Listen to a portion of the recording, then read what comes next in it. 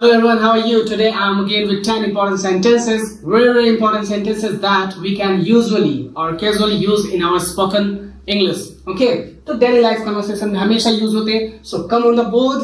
The ball is in your court. Okay, तो the ball is in your court का मतलब होता है अब निर्णय आपको लेना है. How does that sounds for you? इसके बारे में आपका क्या ख्याल है? To the best of my knowledge. जहां तक मेरी जानकारी है. Better keep your head down today. आज कुछ ना बोलो या ना करो तो ही अच्छा है. Don't take it to your heart. दिल पे मत लेना. तो अब थोड़ा डीप में चलते हैं ताकि आसानी से याद हो जाए. The ball is in your court. अब यहां पे है इन योर कोर्ट. तो अगर कोई कोर्ट है जैसे हाई कोर्ट, सुप्रीम कोर्ट, ठीक है, तो इन योर कोर्ट अगर आपके कोर्ट में आपके जज हो, ठीक है, जज हो या हेड हो, ठीक है, तो the ball is in court. अगर आपके पास बॉल आ गई, ठीक है, मतलब कि अगर कोई क्राइम करके आया हुआ है, कोई विक्टिम्स है, ठीक है, कोई क्रिमिनल है, तो अब आपको निर्णय लेना है, ठीक है, क्योंकि अब कोर्ट में हेड तो तुम ही हो. कोई कहीं भी कुछ हो सकता है, बट कोर्ट में जाओगे तो जज हेड होता है. या दूसरे तरीके से, now the ball is in your court, यानी कि कोई क्रिकेट खेल रहा है, ओके, और बॉल चली जाती है किसी के घर में, तो जिस घर में जाता है उसके जो हेड होते हैं, ठीक है, उस घर के जो हेड होते हैं, तो वो तो उनका घर एक कोर्ट की तरह है. अब तो घर उनका है, तो ball is in your court मतलब अब बॉल आपके हाथ में है, ठीक है, यानी आपके घर में अब निर्णय आपको लेना है कि सच बोलना है कि झूठ बोलना है, कि बॉल नहीं आया या बॉल नहीं देने वाला, ठीक है. तो now the ball is in your court का मतलब अब निर्णय आपको लेना है कि बॉल बच्चे को दूं या ना दूं, ठीक है. How does that sounds for you? कैसा लगा? ये आपको कैसा लगा या इसके बारे में आपका क्या ख्याल है? तो how does that sounds for you? मतलब आपके लिए ये कैसा रहेगा? जैसा बोला जाता है ना कि ये सूट बड़ा अच्छा लगा है, आपके लिए कैसा रहेगा? या ये लगता है ये बैट आपको सूट कर जाएगा, ठीक है, या बाइक आप पे सूट करेगा, तो इसके बारे में आपका क्या ख्याल है? तो उस सेंस में इस सेंटेंस का यूज होगा how does that sounds for you? Okay, मतलब आपका इसके बारे में क्या ख्याल है? आप क्या सोचते हैं? आपको सूट करेगा या नहीं?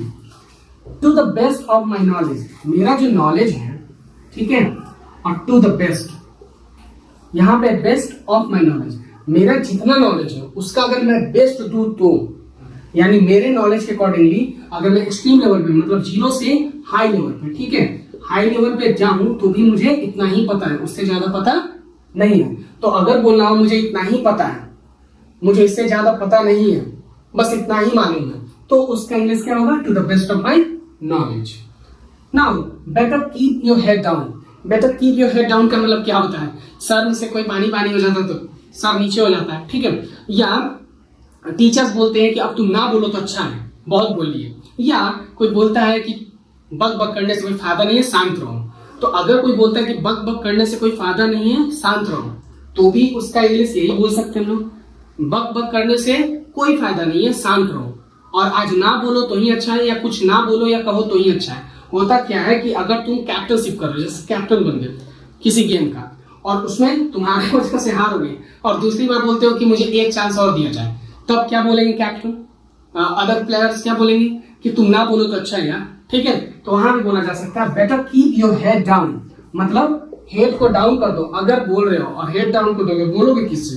बात नहीं करने में बनेगा, ठीक है, you are not able to speak now properly, तो ढंग से बात नहीं कर पाओगे, हेड नीचे करोगे तो, और किससे बात करोगे? आई कांटेक्ट बनेगा नहीं. इसलिए बोला गया है कि हेड डाउन करो, यानी मुंह बंद करो, और ना बोलो तो better keep your head down today. आज ना बोलो या कुछ ना कहो तो ही अच्छा है, यानी बकबक मत करो, सही रहेगा. Don't take it to your heart. अब यहाँ पे हार्ट है, ठीक है, तो यहाँ हार्ट मीन्स क्या होता है? दिल, दिल, हृदय, ठीक है, दिल, हृदय. तो यहाँ पे don't take it to your heart मतलब डोंट टेक मत लो, क्या? इट टू, किसको मत लो? तो जो भी मैंने बोला, ठीक है, मैं जो भी बोल रहा हूं उसको मत लो. कहां? तो टू योर हार्ट, अपने दिल पे, ठीक है, अपने दिल पे मत लो, मतलब बुरा मत मानो. अरे बुरा मत मानना, तुम बोल सकते हैं ना कि बुरा मत मानना, दिल पे मत लो, तो उसके लिए यही सेंटेंस हो सकता है don't take it to your hard, ठीक है। ये ज्यादातर नेटिव स्पीकर्स यूज करते हैं, तो अच्छा रहेगा याद करना। और भी बहुत तरीके से हम लोग बोल सकते हैं, ओके। तो don't take it to your heart का मतलब दिल पे मत लो या बुरा मत मानना। जैसे ऐसे कभी बोल दो कि better keep your head down, चलो बंद रखो, तो उसके बाद बोल सकते हो बुरा लग गया हो तो कि don't take it to your heart, दिल पे मत लो प्लीज। अभी गेम चल रहा है तो please don't take it to your heart, मतलब दिल पे मत लो, ओके। तो नेक्स्ट 5 सेंटेंसेस बचे हुए हैं, अब उस पर चलते हैं। Now the 6th one is it's as simple as that.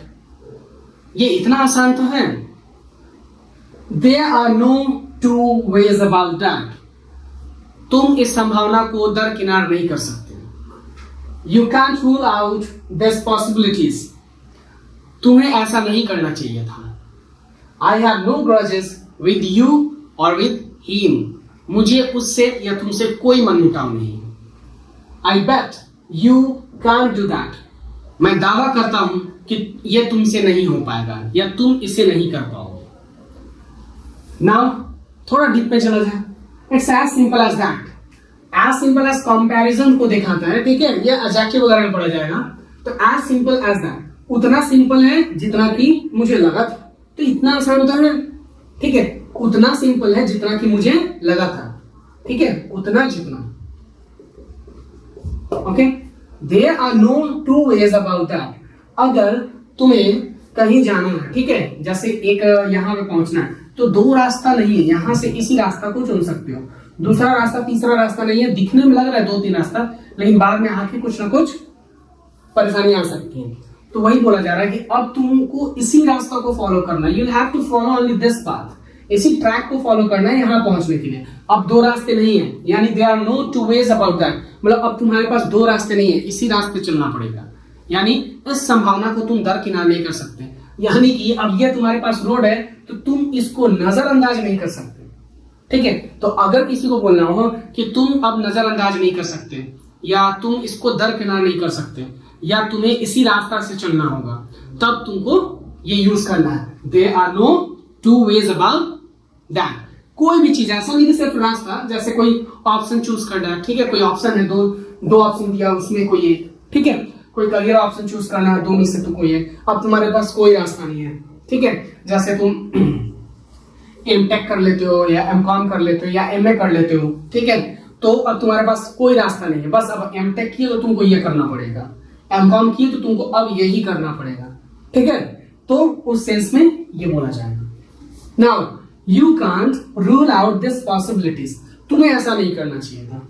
तो दिस पॉसिबिलिटीज, ये जो संभावनाएं हैं, जो पॉसिबिलिटीज बनी हुई है, तुमको इसको मजाक में नहीं लेना चाहिए था, ठीक है। मजाक में नहीं लेना चाहिए था, मतलब कि तुम्हें ऐसा नहीं करना चाहिए था, तुमने गलत किया, ठीक है। मतलब मजाक में मत लो, किसी चीज को इग्नोर मत करो, रिजेक्ट मत करो। ये सेंस बनता है इससे। You can't rule out this possibilities. इस संभावना को तुम रूल आउट नहीं कर सकते, मतलब मजाक में नहीं ले सकते। I have no grudges with that, या I have no grudges with you, या I have no grudges with him. मुझे तुमसे कोई मनमुटाव नहीं है, मुझे कोई तकलीफ नहीं है तुमसे, मुझे कोई परेशानी नहीं है तुमसे, ठीक है। तो यहाँ पे तो ग्रजेस मींस होता है मनमुटाव। क्या होता है? मनमुटाव, ओके। आई बेट, मैं दावा करता हूं, ठीक है, होता है ना, मैं दावा करता हूं। यू कांट डू दैट, मैं दावा करता हूं कि ये तुम नहीं कर पाओगे, ठीक है। तो we can say I bet you can't do that. तो यहाँ पे डू दैट यहाँ पे है, यहाँ पे यू कांट है, तो सकता है। तो ऐसे ही बोल सकते हैं, मैं दावा करता हूं कि तुम ये नहीं कर सकते, या मैं दावा करता हूं कि तुम इस काम को नहीं कर पाओगे, या तुम ये नहीं कर पाओगे। तो एक और चीज समझ में आती है कि यहाँ सकता भी यूज हो सकता है, गागे की भी यूज हो सकता है। तो इससे यह पता चलता है कि एक ऐसा रटना नहीं है या लिमिटेशन भी नहीं है कि इसके बाद गागे ही होता है। कैंट का मतलब सकना ही होता है, विल का मतलब गागे ही हो सकता है, या गागेगी के लिए विल और सैली का यूज हो सकता है। तो बस इससे आप ये समझ सकते हो कि कोई एकदम रूल के अंडर फिट नहीं होता है। अगर आपको स्पोकन सीखनी है तो कुछ ना कुछ चेंजेस आते रहेंगे और you have to manage it. खुद में मतलब एंजॉय करते हुए सीखते जाना है, ठीक है। ऐसा नहीं कि कसम खा लेना है कि अगर विल है तो गा आएगा और कैंट है तो सकता आएगा। You don't think about that. Just be positive in this manner. ऐसा नहीं कर रही यार अभी कांड था तो सकता था, पहले कांड था तो आगे ही आ गया, ऐसा एकदम नहीं सोचना है। और दूसरी बात की बी पॉजिटिव इकोनॉमी की हमेशा बी पॉजिटिव रहो, कुछ ही बोलते हो, ठीक है। तो just be clear to it, ठीक है। तो आई होप आपको ये सेशन अच्छा लगा। If you like this session please comment me. Thank you very much for watching my video and तब तक के लिए thank you very much. Bye bye, study and enjoy.